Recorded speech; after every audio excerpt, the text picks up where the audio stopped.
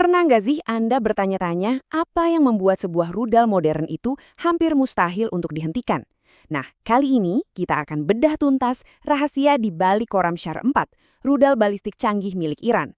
Yuk kita lihat teknologinya, lapis demi lapis. Jadi, apa sih sebenarnya yang bikin rudal-rudal modern ini susah banget buat dicegat? Jawabannya itu ternyata bukan cuma satu hal ya, melainkan kombinasi cerdas dari beberapa teknologi kunci. Dan kita akan jelajahi semuanya sekarang. Oke, kita mulai dari fitur pertamanya yang terus terang paling bikin merinding, presisi. Ini bukan lagi soal rudal yang diarahkan ke sebuah kota. Oh, bukan. Ini dirancang untuk mengenai target seukuran bangunan dari jarak ribuan kilometer. Buat ngukur presisi, para ahli itu pakai istilah CEP atau Circular Error Probable. Gampangnya gini deh, bayangin papan target. Nah, CEP itu radius lingkaran di mana 50% rudal yang ditembakkan dijamin akan mendarat di dalamnya. Jadi kuncinya simple, makin kecil angkanya, makin mematikan akurasinya. Dan disinilah Khorramshahr 4 ini benar-benar bersinar. CP-nya itu diperkirakan cuma 10-30 meter. Coba deh bayangin, dari jarak 2000 kilometer, rudal ini bisa mendarat di area seluas lapangan basket. Ini artinya dia bisa memilih target yang sangat spesifik, kayak pangkalan udara atau pusat komando dengan presisi setajam pisau bedah. Terus gimana caranya dia bisa seakurat itu? Nah, perjalanan sebuah rudal balistik itu ibarat drama 3 babak. Dan setiap babaknya dirancang khusus untuk mengelabui sistem pertahanan dengan cara yang berbeda. Yuk kita ikuti perjalanannya. Babak pertama, peluncuran. Di sini, setiap detik itu berharga banget. Dan ini bukan cuma soal seberapa cepat rudalnya melesat, tapi yang lebih penting, seberapa cepat dia bisa siap untuk meluncur dari darat. Rahasianya, bahan bakar cair hipergolik. Nah, ini bagian yang keren banget. Bahan bakar ini tuh langsung menyala begitu komponen-komponennya bertemu. Jadi nggak perlu sistem penyalaan yang rumit. Ini beneran kayak sulap kimia yang bikin proses peluncuran jadi super cepat dan efisien. Dampaknya apa? Waktu persiapan peluncuran bisa dipangkas jadi cuma 10-12 menit. Artinya, rudal ini bisa jadi udah ada di udara bahkan sebelum sistem peringatan dini musuh sempat berbunyi. Serangan pencegahan jadi hampir mustahil. Sekarang kita masuk ke babak kedua, perjalanan sunyi di luar angkasa. Setelah pendorongnya dilepas, hulu ledaknya meluncur sendirian melintasi kegelapan.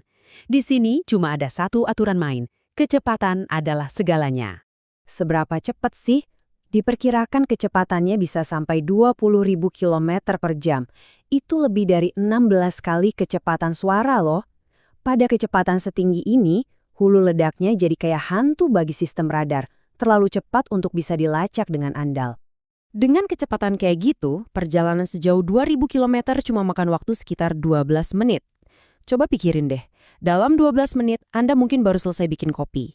Nah, dalam waktu yang sama, rudal ini udah diambang targetnya. Ini bikin sistem pertahanan nggak punya banyak waktu untuk berpikir, apalagi bereaksi. Dan sekarang, babak final yang paling menentukan, fase terminal. Hulu ledaknya turun lagi masuk ke atmosfer, kayak meteor yang bisa dikendalikan. Dan disinilah Khorramshahr 4 mengeluarkan kartu asnya. Meskipun dia melambat karena gesekan atmosfer, lambat di sini tuh relatif banget ya. Kecepatannya masih di kisaran 9.800 km per jam. Itu lebih cepat dari peluru senapan. Mencoba mencegat sesuatu yang bergerak sekencang itu adalah tantangan teknis yang luar biasa. Tapi tunggu dulu, kecepatan itu bukan satu-satunya senjata andalannya. Fitur paling cerdas dan paling mematikan dari rudal ini justru baru akan muncul di detik-detik terakhirnya. Teknologi itu namanya MARVI. Itu singkatan dari Maneuverable Re-Entry Vehicle. Gampangnya, anggap aja ini adalah hulu ledak pintar. Jadi, bukannya jatuh pasrah ngikutin gravitasi, hulu ledak ini bisa nyetir dirinya sendiri. Dengan pakai semacam sirip kontrol atau pendorong kecil, MARV ini bisa secara aktif mengubah lintasannya di detik-detik terakhir. Ini benar-benar mengubah aturan main karena sistem pertahanan modern itu kan mengandalkan prediksi lintasan. Nah, gimana caranya Anda bisa nembak target yang tujuannya selalu berubah-ubah? Visual ini menjelaskannya dengan sempurna. Coba lihat yang kiri, itu lintasan balistik standar. Lengkung, mulus, bisa diprediksi. Tapi sekarang lihat yang kanan. Itu lintasan MARV. Zigzag, gak terduga, dan terus berubah. Ini kayak mencoba menembak peluru dengan peluru lain, tapi peluru targetnya bisa menghindar.